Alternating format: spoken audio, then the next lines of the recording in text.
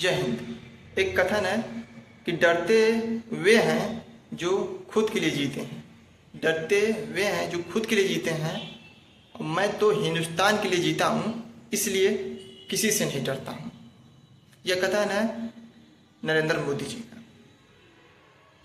तो इस वीडियो में हम बात करने वाले हैं बायोग्राफी ऑफ नरेंद्र मोदी जी कि कैसे उन्होंने अपने जीवन को स्टार्ट किया, कहाँ से स्टार्ट किया और कहाँ पर आज पहुँच चुके हैं। एक एक डिटेल में हम लोग बात करेंगे कैसे उन्होंने स्टार्ट किया और कहाँ पहुँच चुके हैं वो।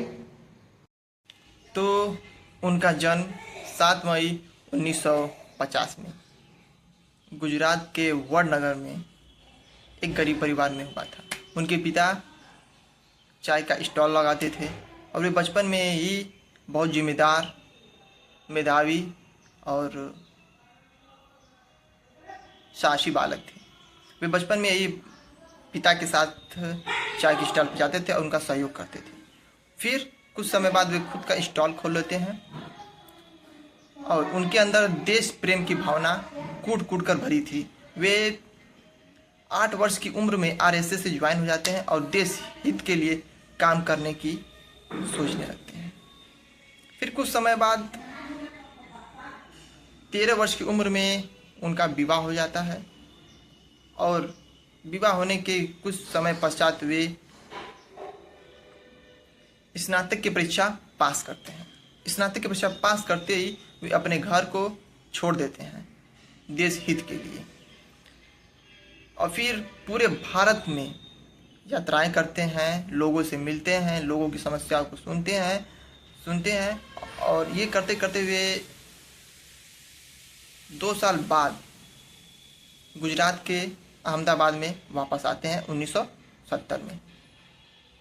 और उसके इन्हीं कार्यों को बीजेपी के नेता देखते हुए उन्हें 1985 में बीजेपी के कार्यकर्ता के रूप में उन्हें चुन लिया जाता है।